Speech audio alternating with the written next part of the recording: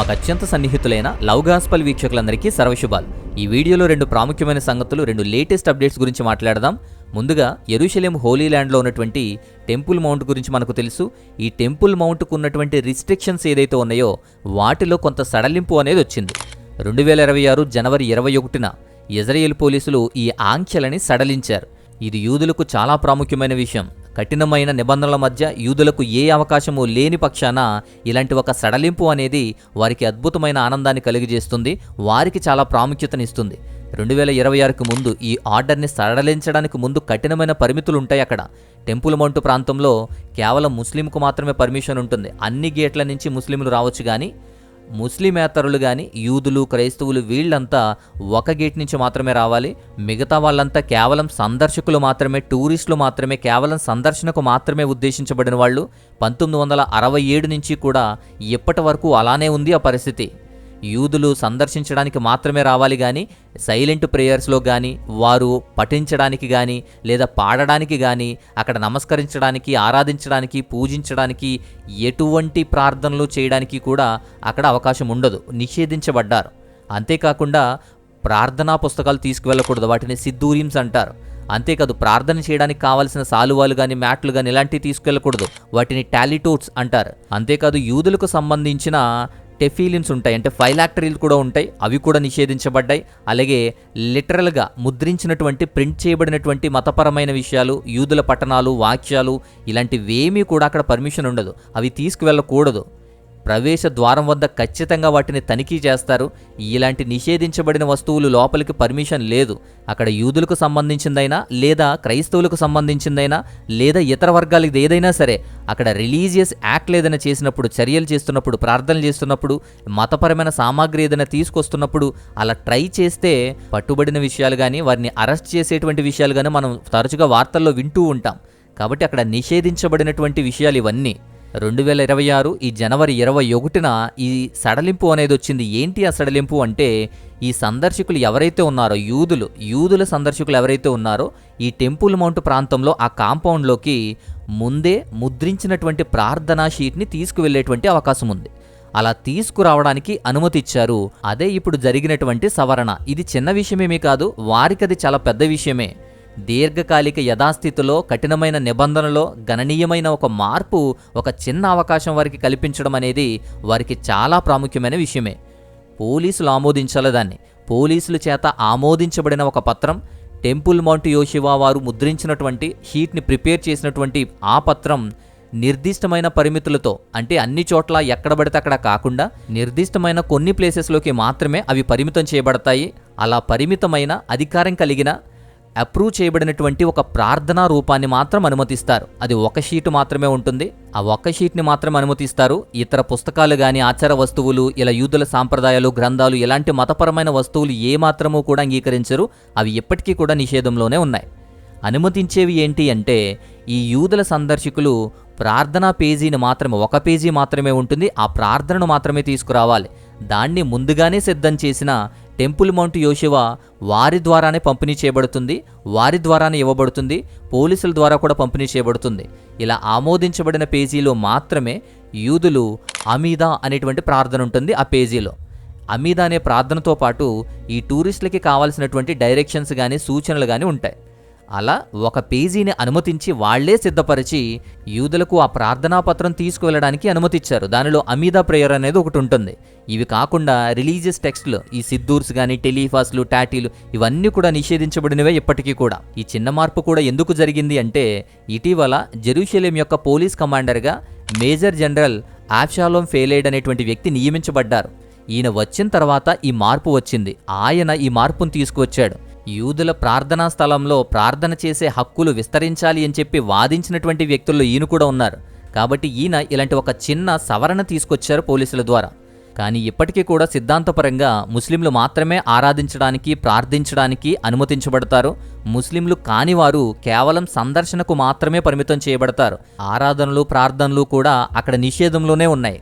ఆ చిన్న ప్రార్థనా అంశాన్ని, ప్రార్థనా పత్రాన్ని తీసుకువెళ్లడం కూడా ఒక సవరణగా తీసుకువచ్చారు. అది కూడా యూదులకు ప్రాముఖ్యమైన విషయమే. ఇలాంటి సవరణ యూదుల కోసం తీసుకువచ్చారు. అది టెంపుల్ మౌంట్ దగ్గర జరిగినటువంటి ఒక చిన్న సవరణ.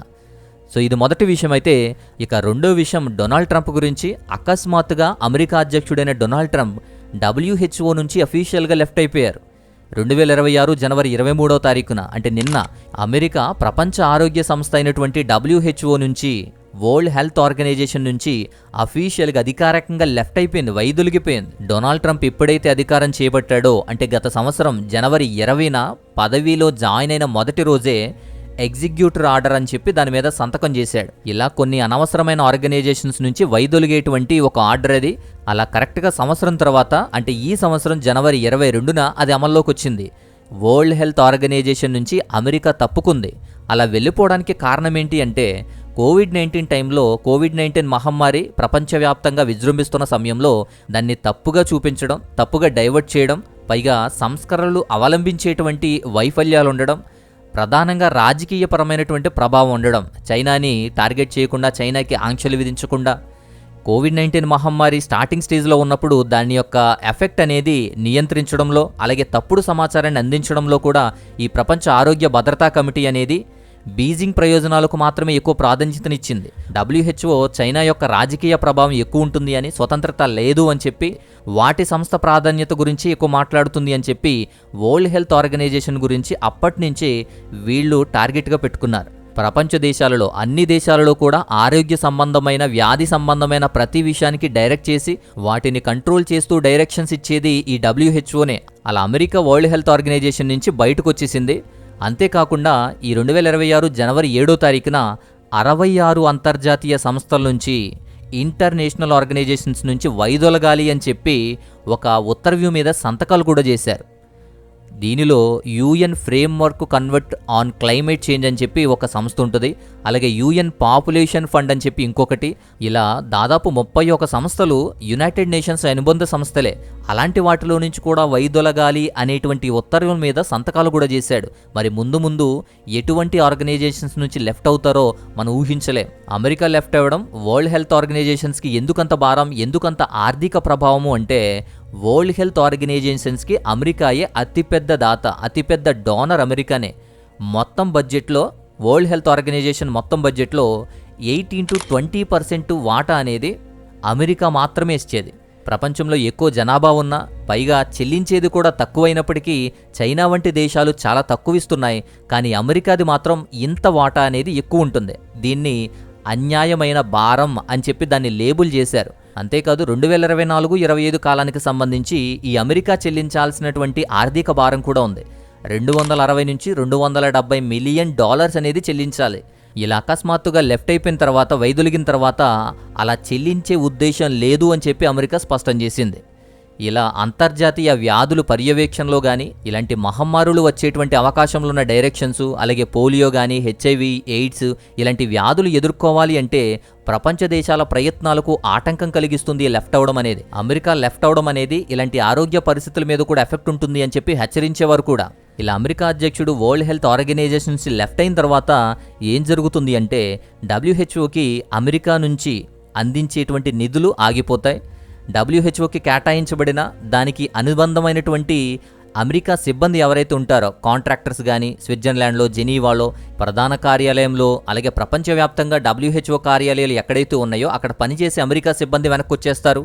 WHOతో వందలాది అమెరికా ఒప్పందాలున్నాయి, అవి నిలిపివేయబడతాయి. ఇలా WHO నుంచి వైదొలగడం వల్ల ఇలాంటి ఆర్థికపరమైన విషయాలు, ఇలాంటి విషయాలు కూడా ప్రాధాన్యతనుంటాయి. WHO వాటిని ఎలా అధిగమిస్తుందో చూడాలి. అమెరికా ఫస్ట్ అనేటువంటి వ్యూహంతో అదే ప్రధానమైనటువంటి టార్గెట్గా అమెరికా అనేది పరిగెడుతుంది.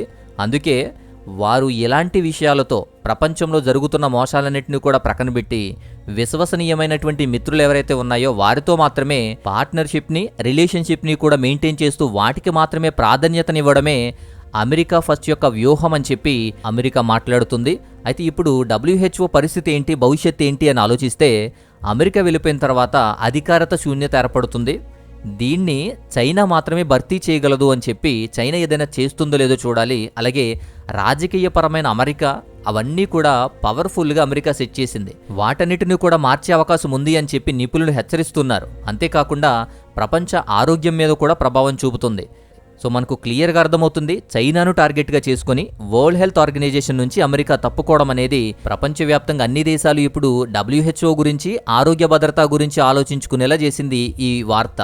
సో ఇలా ట్రంప్ వైదొలగడం అనేది సెన్సేషనల్గా మారింది. సో ఇది రెండో విషయం. ఇలా ఈ రెండు విషయాలు కూడా లేటెస్ట్గా మనం వింటున్నటువంటిది, తెలుసుకోవాల్సినటువంటి అంశాలు. సో ఇది ఈ వీడియోలోని అంశం. మరొక అద్భుతమైన మంచి టాపిక్తో మరొక వీడియో ద్వారా నేను మరలా వస్తాను. అంతవరకు సెలవు. దేవాతి దేవుని మహోన్నతమైన కృపా కాపుదల మీకు తోడయుండి బలపరచునుగాక. ఆమేన్.